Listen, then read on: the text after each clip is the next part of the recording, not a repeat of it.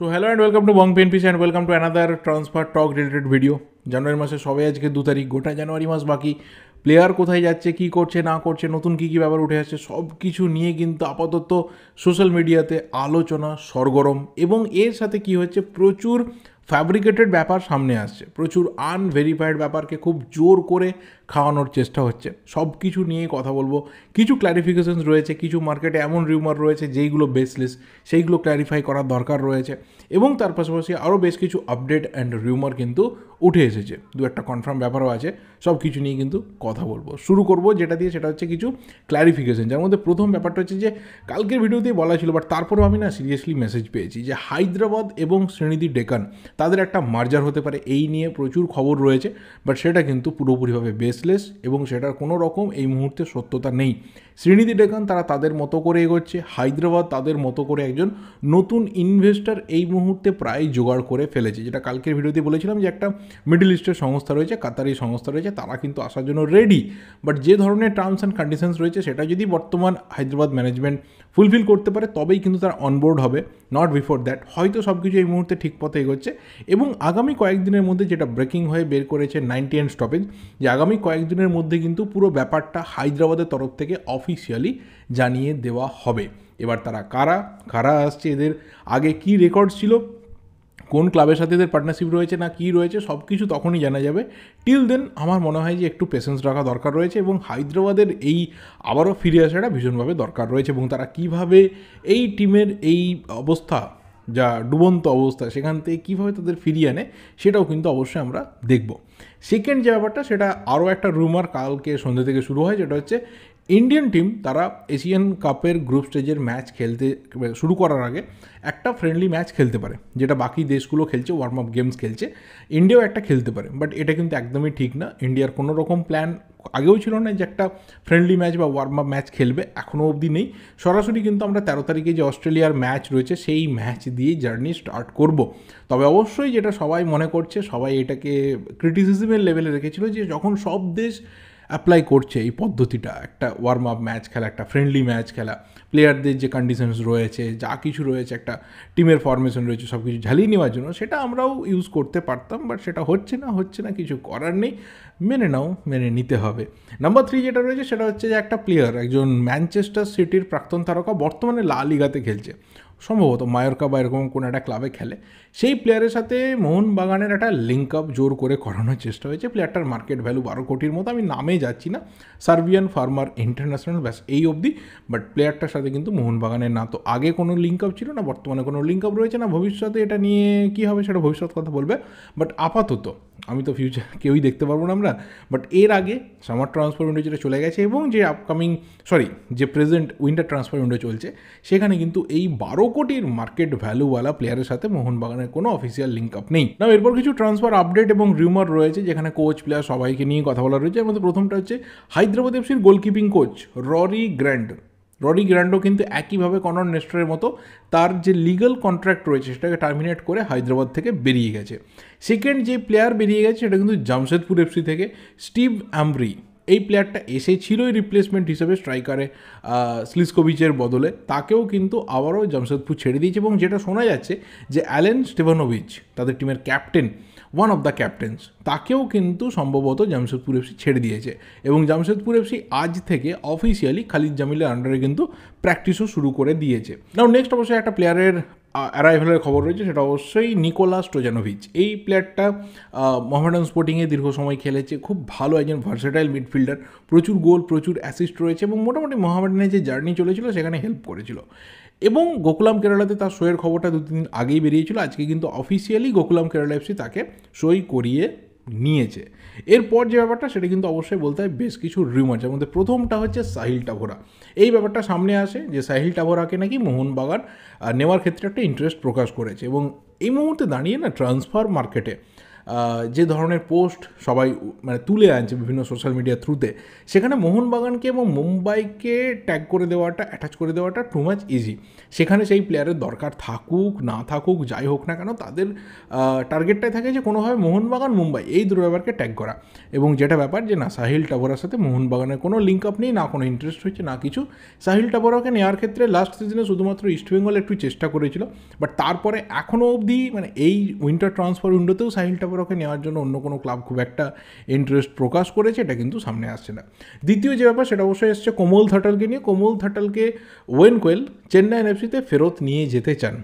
আপাতত কিন্তু জামশেদপুরের সাথে একটা কথাবার্তা শুরু হতে পারে চেন্নাই, যে তাকে লোনে পাঠানো হোক বা পার্মানেন্ট ডিলে পাঠিয়ে দেওয়া হোক, দেখা যাক কী হয়। যদি না হয় তাহলে হয়তো 2024 জুন মাসে তাকে ফ্রিতে ট্রান্সফার করিয়ে নিতে পারে। তার কন্ট্রাক্ট সেখানে শেষ করে সেখানে চেন্নাইতে কিন্তু আবারও পুরনো কোচ ওয়েন কোয়েলের হাতে চলে যেতে পারে কোমল থাটাল। কারণ কোমল থাটাল ওয়েন কোয়েলের টাইমটাতে কিছুটা হলেও গেম টাইম পায়, তারপর আবারও চোট তাকে কিছুটা ছিটকে দেয়। দেখা যাক ওয়েন কোয়েলের হাতে পড়ে আবারও কোমল থাটাল ইন্ডিয়ান ফুটবলের মেন স্ট্রিমে ফিরে আসতে পারে কিনা। কারণ এই প্লেয়ারটাকে নিয়ে একসময় কিন্তু আমাদের হাইপ চরম লেভেলে ছিল, যে ফিউচার স্টার বয় বা ফিউচার পোস্টার বয় হয়ে ওঠার সব রকম ক্ষমতা রয়েছে। একটা সময় তাকে ইন্ডিয়ান নেইমার অবধি বলা হতো, বাট প্লেয়ারটা কিন্তু অচিরেই হারিয়ে যায়। দেখা যাক আবারও ওয়েন কোয়েলের হাত ধরে ফিরে আসতে পারে কিনা। নেক্সট যে ব্যাপারটা সেটা কিন্তু অবশ্যই রয়েছে রাহুল ভেকেকে নিয়ে, যেটা আমার কাছে খুব একটা সেন্স ক্রিয়েট করছে না। ইটস মাই পার্সোনাল ওপিনিয়ন, আমি কোনো রিপোর্টের ওপর ওপিনিয়ন দিচ্ছি না, রাহুল ভেকের মুভমেন্টের ওপর ওপিনিয়ন দিচ্ছি। যে রাহুল ভেকেকে মুম্বাই সিটি এফসি ছেড়ে দিতে চাইছে এবং বেঙ্গালুরুতে আবারও তার ফিরে যাওয়ার একটা সম্ভাবনা তৈরি হচ্ছে। এটা শুরু হয় গতকাল রাত্রিরে একটা মানে টুইট থেকে, একটা র্যান্ডম টুইট সামনে আসে সবার, যে রাহুল ভেকেকে মুম্বাই ছেড়ে দিচ্ছে, বাট সেটা কিন্তু জুন মাসে, সেটা তার কন্ট্রাক্ট এই মে অবধি কমপ্লিট হওয়ার পর জুন মাসে রাহুল ভেকে ফ্রিতে মুম্বাই থেকে বেঙ্গালুরু মুভ করতে পারে। বাট বিকাল থেকে একটা রুমার সামনে আসে, কোথা থেকে আসে তোমরা আমার থেকে অনেক বেটার জানো, যে সেখানে বলা হয় জানুয়ারি ট্রান্সফার উইন্ডোতেই কোথাও রাহুল ভেকে মুম্বাই থেকে বেঙ্গালুরু যোগ দিতে পারে। এবার কেন আমার কাছে এই মুভটা কোথাও সেন্স ক্রিয়েট করছে না, তার দুটো রিজন আছে। এক হচ্ছে মুম্বাইয়ের ক্যাপ্টেন রাহুল ভেকে, এবং যথেষ্ট পরিমাণে তার পজিশনে কিন্তু ভালো খেলছে, এরকম না যে তার ফর্ম ডাউন রয়েছে বা খুব খারাপ খেলছে। দুটো পজিশনে খেলতে পারে, রাইট ব্যাকে, সেন্টার ব্যাকে, টিমের সিচুয়েশন ওয়াইজ কিন্তু পারফরমেন্স করতে পারে। এবং নাম্বার টু হচ্ছে বেঙ্গালুরুর ক্ষেত্রে যদি বলতে হয়, তাহলে ওখানে কিন্তু মানে পজিশনে প্লেয়ার রয়েছে, রোশন নাওরামের মতো প্লেয়ার রয়েছে যে দুটো সাইড ব্যাকে খেলতে পারে, ইভেন নামগয়াল ভুটিয়ার মতো ইয়াং প্লেয়ার রয়েছে। তো কেন একজন 33 বছর বয়সী ছেড়ে দেওয়া প্লেয়ারের পেছনে আবারও বেঙ্গালুরু মুভ করবে? বাস এই দুটো জায়গাতে আমার কোথাও এই সেন্সটা কাজ দিচ্ছে না যে সত্যিই রাহুল ভেকে আবারও মুম্বাই ছেড়ে বেঙ্গালুরুর পথে যেতে পারে, এবং সেটাও এই এজে এসে বা এই লেভেলে এসে। দেখা যাক, অনেক সময় হয় কি যে সত্যিই একটা মুভ হচ্ছে, বাট আমাদেরকে কোথাও হিট করতে পারছে না, কোথাও প্লিজ করতে পারছে না, দ্যাট ডাজন্ট মিন কি সেই মুভটা হবে না, বা সেই মুভটা কোথাও খারাপ মুভ বা কিছু। অবশ্যই যে ক্লাব তাকে নিয়ে যাচ্ছে বা যেই ক্লাব তাকে ছেড়ে দিচ্ছে, যে যার নিজের ভালো মন্দ বুঝিয়ে হয়তো সেই মুভটা করবে। তবে হ্যাঁ, এই গুঞ্জনটা আপাতত চরম লেভেলে পৌঁছে গেছে যে হয়তো জানুয়ারি মাসেই কোথাও আমরা রাহুল ভেগেকে আবারও বেঙ্গালুরুতে ফিরে যেতে দেখতে পারি। নেক্সট যে ব্যাপারটা সেটা কিন্তু অবশ্যই রয়েছে হার্মিফর্ম রুইবাকে নিয়ে। হার্মিফর্ম রুইবা কেরালা ছাড়তে পারে, এই গুঞ্জনটা আজকের না, সেই সামার থেকে চলছে যে হার্মিফর্ম কোথাও কেরালা ছেড়ে একটা ক্লাবে জয়েন করতে পারে। তখন যেটা স্ট্রংলি বেরিয়ে আসে, সবাই আমরা প্রায় কনফার্মড হয়ে গেছিলাম যে মোহনবাগানে হার্মিফর্ম সই করতে চলেছে, সব কিছু ঠিক ছিল। বাট পরে যেটা জানা যায় যে না, হার্মিফর্মের সাথে না, প্রীতম কোটালের সাথে হবে সাহাল আব্দুল সামাদের একটা সফট ডিল। এবং তারপরেও আবারও গুঞ্জন আসে যে ঠিক আছে, সফট ডিল তো সফট ডিলের মতো হয়েছে, বাট হার্মিফর্মকে সেপারেটলি মোহনবাগান সই করাতে চায়। কিন্তু তখন সামনে আসে যে কোথাও গেম টাইমের অসুবিধা হতে পারে বা কিছু হতে পারে, যেটা আজকে মার্কাসও কিন্তু জানিয়েছে যে হার্মিফর্ম তার গেম টাইমের প্রবলেমের জন্য বা প্রবলেমের কথা ভেবেই কোথাও মোহনবাগানে কিন্তু সই করেনি। আনোয়ার আলী তার গেম টাইমের ক্ষেত্রে বাধা হতে পারে। যদি কেরালার বর্তমান টিমের দিকে তাকানো যায়, তাহলেও সেখানেও কিন্তু যে হার্মিফর্ম বিরাট কিছু সুযোগ পেয়েছে তা না, বাট হ্যাঁ, চান্স তো অবশ্যই পেয়েছে। যদি মোহনবাগানও আসতো, আনোয়ার আলী চোট পাওয়ার পরে কিন্তু হার্মিফর্ম নিজেকে ওই পজিশনে ফিট করে নিতে পারতো। এবার হার্মিফর্মকে নিয়ে যে আপডেটটা মানে কেরালার local news paper Manorama news থেকে সামনে এসেছে, সেখানে এটাই বলা হচ্ছে যে মুম্বাই সিটি এফসির কিন্তু একটা অফার রয়েছে হার্মিফর্মের কাছে তাকে সই করানোর জন্য। এবার মুম্বাইয়ের ক্ষেত্রে নিডটা কেন, তার কারণটা হচ্ছে যে মুম্বাইয়ের একটা প্লেয়ার ওই পজিশনে লাগবে। কারণ মেহতাব সিংয়ের যা পারফরমেন্স, এবং যদি সত্যি আগামী সিজনে রাহুল ভেকে ছেড়ে দেওয়া হয়, তাহলে কিন্তু ব্যাকআপ প্লাস হয়তো রেগুলার হয়ে যাওয়ার মতো একটা প্লেয়ার লাগবে যাকে নিয়ে লং টার্মে মুম্বাই কোথাও ভাবতে পারে। তার পাশাপাশি বেঙ্গালুরু এফসি, সেখান থেকেও একটা গুঞ্জন আসে যে বেঙ্গালুরু হয়তো হার্মিপামের জন্য একটা মুভ করবে, and that's very much legit কি ওদের কিন্তু একজন ভালো ইয়াং ডিফেন্ডার লাগবে যাকে নিয়ে ওরা লং টার্মে প্ল্যান করতে পারে। তো এই ধরনের ব্যাপার কিন্তু হার্মিপামকে নিয়ে সামনে আসে। বাট যেটা মেন নিউজ আর্টিকেলের ব্যাপার যে হার্মিপামের জন্য কিন্তু আপাতত Mumbai city FC all out যাওয়ার একটা প্ল্যান করছে। অ্যান্ড নেক্সট থিং সেটা অবশ্যই কিন্তু রয়েছে চিংলেনসানা সিংকে নিয়ে। চিংলেনসানা সিংকে নিয়ে তো নতুন করে কিছু ব্যাপার না, বহুদিন থেকে তার বিষয়টা আমাদের সামনে এসেছে, বহু কথা হয়েছে তাকে নিয়ে। এবং যেটা লেটেস্ট ব্যাপার যে সানার মুভটা কোথাও সিল করার জন্য যে দুটো ক্লাব আপাতত অল আউট রেসে চলে গেছে তারা হচ্ছে মোহনবাগান এবং বেঙ্গালুরু। বেঙ্গালুরুর কিন্তু আর্জেন্সিটা ভীষণভাবে রয়েছে, তাদের একজন ইন্ডিয়ান ডিফেন্ডার লাগবেই লাগবে, যেটা তারা সামারে কমপ্লিট করতে পারেনি সেটা হয়তো তারা উইন্টারে কমপ্লিট করবে। সেটা যে কোনো প্লেয়ারকে নিয়ে এসে মানে একজন এস্টাবলিশড প্লেয়ার তাদের লাগবে। এবং মোহনবাগানের ক্ষেত্রে আর্জেন্সিটা একইভাবে রয়েছে, কারণ আনোয়ার আলীর সার্ভিস কবে পাওয়া যাবে, কবে আনোয়ার আলী ফিট হয়ে ফিরবে, that is very much unknown. তো সেই কারণে কোথাও একজন ইন্ডিয়ান ডিফেন্ডার কিন্তু ইমিডিয়েট বেসিসে লাগবে যে সুপার কাপে এবং সেকেন্ড লেগ অফ আইএসএল একদম শুরুর দিকটাতে টিমকে সাপোর্ট দেবে, সার্ভিসটা দেবে। তো এইভাবে এই দুটো টিম কিন্তু আপাতত রেসিংয়ে রয়েছে। যে ফাইনালি রেসটা কারা যেতে সেটা অবশ্যই ইন্টারেস্টিং হবে। এবং যদি হায়দ্রাবাদের সিচুয়েশন সব ঠিক হয়ে যায় তাহলে যে থিওরিটা খাড়া হচ্ছিল, যে জল্পনাটা খাড়া হচ্ছিল যে প্লেয়াররা কন্ট্রাক্ট টার্মিনেশনের লেটার পাঠিয়েছে সেটা মেনে নিয়ে তাদের ছেড়ে দিলে ফ্রিতে ক্লাবগুলো পেয়ে যাবে, সেটা কিন্তু হয়তো পসিবল হবে না। অর্থাৎ এই প্লেয়ারদেরকে নিতে গেলে ক্লাবগুলোকে কিন্তু একটা ভালো রকমের ট্রান্সফার ফি গুনতে হবে।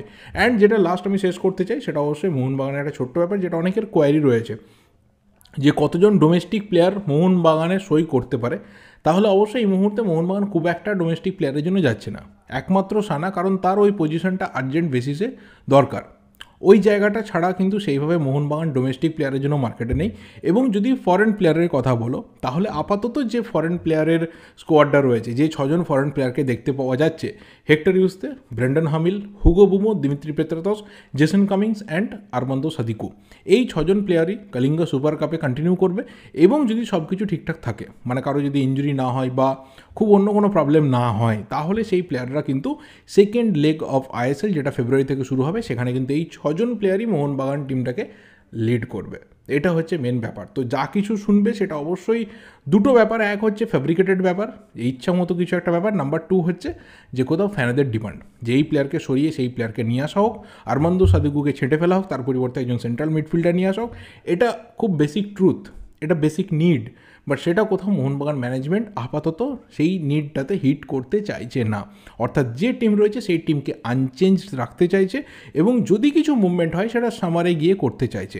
সেখানে কোনো প্লেয়ারের এক্সটেনশন হতে পারে যেমন দিমিত্রি পেত্রাতসের, বা কোনো প্লেয়ারকে ছেড়ে দিয়ে ডিফেন্ডার হোক, ফরওয়ার্ড হোক, তার পরিবর্তে অন্য প্লেয়ার নিয়ে আসা, বা পুরো যে ফরেন স্ট্রাকচারটা রয়েছে যে কোন পজিশনে প্লেয়ার লাগবে, কোথা থেকে আসবে, সেটা তারা সামারে গিয়ে করতে চাইছে।